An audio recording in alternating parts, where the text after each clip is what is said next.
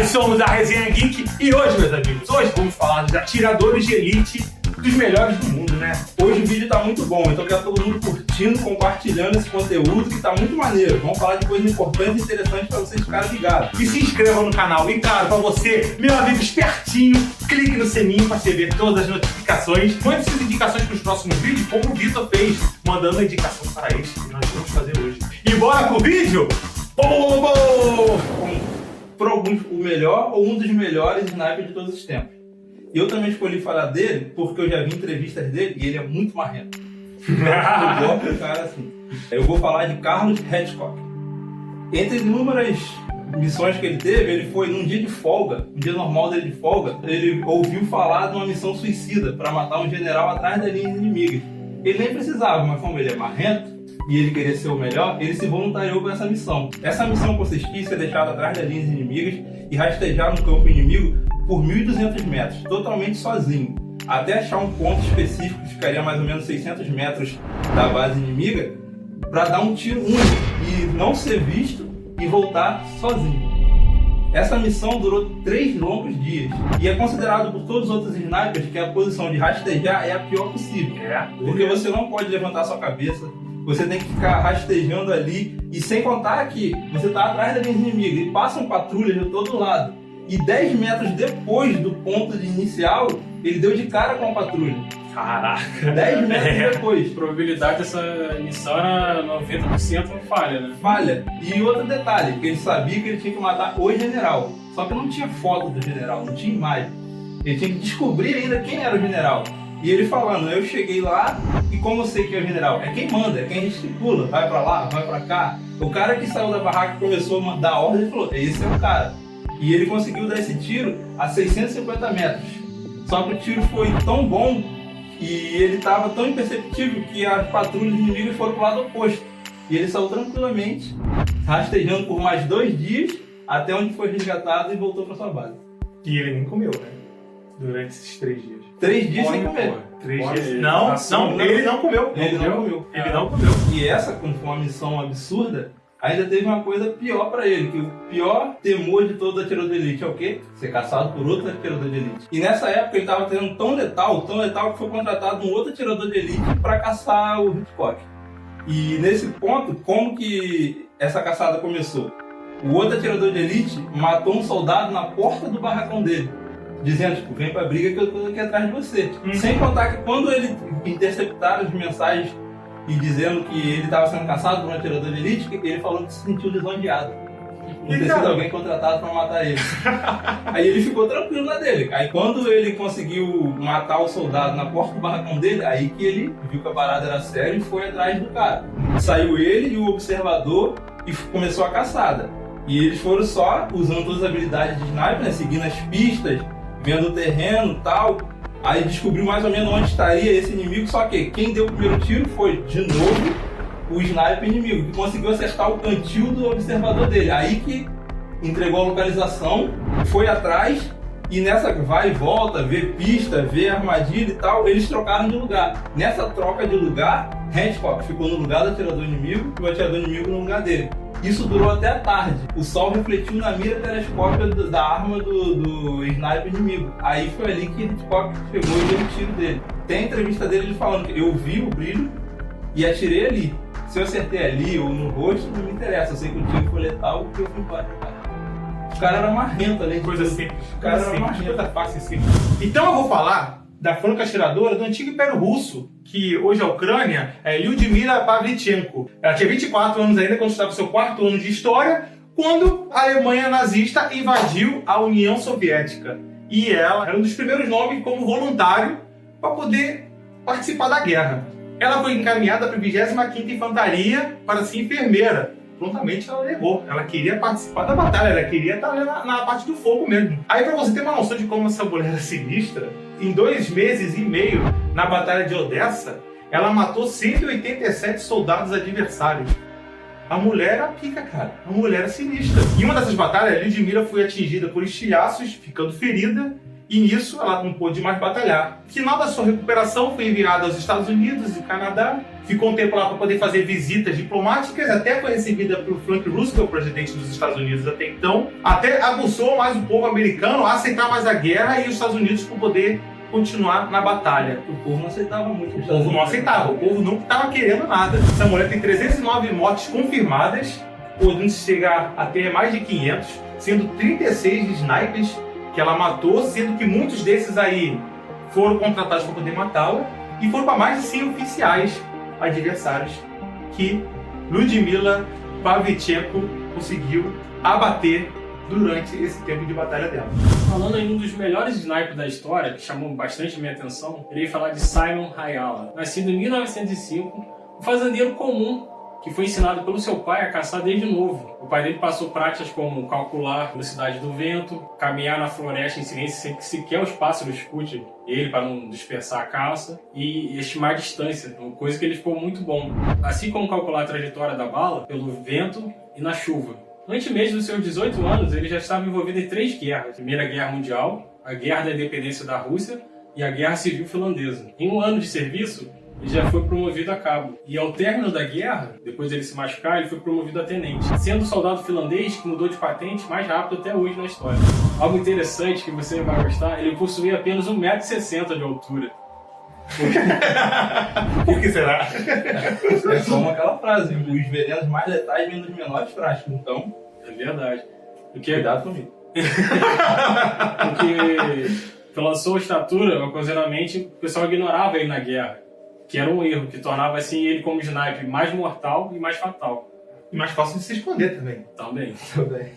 Da disciplina que ele teve do seu pai, ele treinava constantemente. Ele era um soldado que fazia a manutenção da sua arma, tipo assim, chegava-se 10 vezes a mais que os demais soldados. O que era crucial, que no frio a arma travava e sempre antes da missão e ao término de cada missão, ele fazia a manutenção da sua arma. Ele treinou ao ponto, Alex, de acertar 16 alvos por minuto a distância de 150 metros. Caraca! Cara, era bom mesmo. Ele, no caso, ele nasceu pra isso e teve a criação pra isso, né? Por isso que ele ficou tão bom, né? Que o pai quase forçava. Foi treinado pra caçar. Não acho que forçou, acho que foi algo natural, mas aí muitos outros snipers consideram ele o sniper mais mortal de todos os tempos. Que ele caçava os outros snipers, caçava os soldados. Ele agregou o negócio que ele aprendeu na infância para o campo de batalha. Ele acertava alvos a 400 metros de distância. Vocês vão falar assim, pô, o meu acerta quilômetros, ou talvez o de vocês acerta bem mais. Mas aí que tá, ele não usava o escopo de mira telescópio. Pô, caraca! Que olho é esse? Sabe por que ele não usava? Devido a ele caçar os outros snipers. O escopo de mira telescópio reflete no sol, entrega a posição do sniper. Ele fazia missões em temperatura de até menos 20, alcançando até 40 graus a menos, ficando horas sem se mover. E ele é considerado como se fosse o pioneiro, pois ele que levou essa habilidade dele de camuflar, usar o terreno ao seu favor, e a camuflagem, ele usava até galhos, coisas que nenhum outro antes dele havia feito. Até porque ele foi na Primeira Guerra.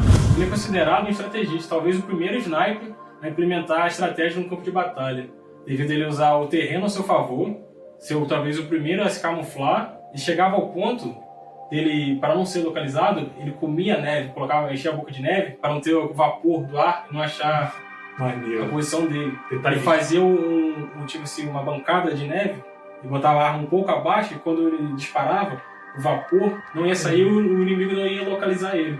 Ele era muito estrategista, era um caçador nato. A maioria dos snipers são treinamento árduo e duro, ele é quase como se fosse natural para ele. Ele foi sniper por uma coisa do destino que ele entrou pro exército, mas tipo, ele já era aquilo, a vida dele já era essa, por isso que ele ficou tão bom. Os outros snipers, quando o Cid fala, ele foi o cara que nasceu para ser um sniper. Ele literalmente caçava os outros soldados, tendo total página, 700 mortes contabilizadas. E isso em 100 dias de guerra só, que ele participou. 3 meses e alguma coisa. Sendo eleito o mais mortal sniper pelos outros. E tendo assim o apelido de Morte Branca, porque ele era muito silencioso e sorrateiro. E também que se camuflava de branco na rede. Feito que eu acho histórico da parte de Morte Branca, não só dele como do seu batalhão, ele e mais 31 soldados venceram 4.000 soldados soviéticos na Batalha de Kolar. Devido a isso, começaram a caçar a Morte Branca, mandaram o sniper, artilharia, imaginando onde ele tivesse para acertar, só que não acertaram ele. Somente em 1940, para você ver, numa batalha corpo a corpo, ou seja, chegaram perto dele, atingiram ele com a munição explosiva. Desfigurou metade do rosto dele, acabou com a mandíbula, essa parte aqui. Em uma entrevista em 1998, perguntaram para ele: como você ficou tão bom assim, imortal? Ele respondeu serenamente: praticando. Morte Branca faleceu de causas naturais somente em 2002. Estão estudando para fazer um livro da vida dele, que é muito interessante, com um filme. Eu vou comprar com certeza. Uma das coisas que é prática de atirador de elite que eles treinam é o controle da respiração, chegando a alguns a reduzir a frequência cardíaca, para fazer o disparo perfeito. Eles atiram entre um batimento e outro do coração, né? Interessante demais. Porque... Quando eu vi isso, eu nem acreditei, mas eu vi. Porque se você for perceber bem, quando o seu coração bate, dá uma leve vibração em qualquer parte do seu corpo. E aí, para você tirar algo que está a tantos quilômetros de distância... E pegando um gancho aí para nossa área nerd, todo game que eu jogo de tiro, tem até esse barulho da respiração do... E você melhora o foco. Por isso que a câmera fica tremendo ali, porque tem a parte da pulsação também. E tem que ser uma coisa muito milimétrica, muito bem pensada, porque tem tiros absurdos. O tiro mais longo confirmado foi de 3,5 km. 3,5 km, sendo que 3,5 km e ele estava de cima de um prédio. Ele ainda teve que descontar. Ele atirou, para acertar um tiro tão longo, ele atirou para o alto e teorizou a queda da bala, a trajetória. Caraca, cara. E como eu não sei especificamente qual a distância, mas até uma certa distância do tiro, você tem que calcular a curvatura da Terra, que influencia no tiro, que é absurdo. É por isso que hoje em dia eles vão com o observador, calcula o vento, a curvatura, e quando os caras falam, tá pronto, vai. E qualquer tiro que você vai testar sem videogame, ou se você tá atacando, você sempre mira o alvo e joga, né? Tipo, eles atiram a muito, muito longe. Pra aquele tiro chegar, calculando o vento, você pensa que a mira você tem que mirar em cima do alvo, você tem que fazer uma distância, às vezes pra baixo, pra cima, pro lado, que você acha errou. Mas como você vai certeiro com todas essas variáveis. Nem sempre, às vezes jogando o Sniper Elite 4, atiro na frente pro cara vir pegar na cabeça. No caso do Hitchcock mesmo, ele deu um tiro alguns centímetros para a esquerda para poder compensar o vento. Ainda tem a umidade e a temperatura tem que ser vista também nesse momento também. É uma coisa absurda, cara. É um trabalho absurdo. Eles têm um ditado, né? Na cabeça é o tiro perfeito, mas no peito acerta do mesmo jeito. Mentira, isso aí eu que falo jogando. E como eles falam também, o coração não fica à esquerda, ele fica aqui no meio. Mira aqui, filho, que vai dar certo também. Mas você falando sério, por exemplo, o tiro perfeito é na cabeça. Mas dependendo da distância, da tropa inimiga que está em volta, você tem direito a um tiro, o sniper tem direito a um tiro. Eles focam aqui, ó. Na verdade no meio, né? No meio. Acabou também. Já era também. Pode estar de colete. Porque esses tiros de longa distância, a munição é muito grande. Então, tipo, regaça tudo, ele não tem... Tem umas de 50, igual aquele filme Atirador, o projétil da bala, esse tamanho aqui, atravessa colete. Outra coisa muito importante também nesse caso é que você não precisa se preocupar com o som. As balas às vezes são tão ligeiras e chega a dobrar a velocidade do som que o cara vai ser atingido e depois vai saber que foi morto. Depois vem pá! Ou então essa bala calibre 50, né, que eles falam que vem zunindo, o zunido vem depois. Então isso aí fica até um alerta para esse povinho aí que quer andar com um fuzil no Rio de Janeiro aí, sabe que VIX liberou os sniper, né? Então você tá vendo a precisão dos caras, não vai andar de fuzil aí pra tomar na cabeça e depois reclama não. Rio de Janeiro, isso aí, ó. Depois falar que é guarda-chuva. Então, falando de sniper, qual é o melhor jogo de FPS? COD ou BF? Contra do NEC. Contra era maneiro, só não era de sniper, né? De tirador de elite. Mas, meu amigo, se você gostou desse vídeo, curta, se inscreva nesse canal pra gente conseguir dominar esse mundo, compartilhe com seus amigos. Muita gente tá interessada nisso, principalmente do Rio de Janeiro, que agora tá liberado a levar um pum na cabeça se você for bandido. Não adianta andar com fuzil e depois falar que é guarda-chuva, não. Cara, essa desculpinha não cola mais, você sabe que os caras são bem treinados, né? Você aprendeu o que conhece. Então, meus amigos, você sabe, né? Não ande com guarda-chuva na rua, contando com seus amiguinhos, você pode levar um tirinho na cabeça. Então, até o nosso próximo vídeo, galera. Valeu! Alguma coisa vibrando aí. Não viu não. Você viu? Não é profissional, brota e grava aí, ó. Não é profissional, deixou o celular ligado. O celular tá falando no estúdio, não pode. A gente não grava mais pro próximo. Acabou minha linha de raciocínio. Não grava mais pro próximo, mas você chega no estúdio e TV lá, ó, você respeita isso aqui.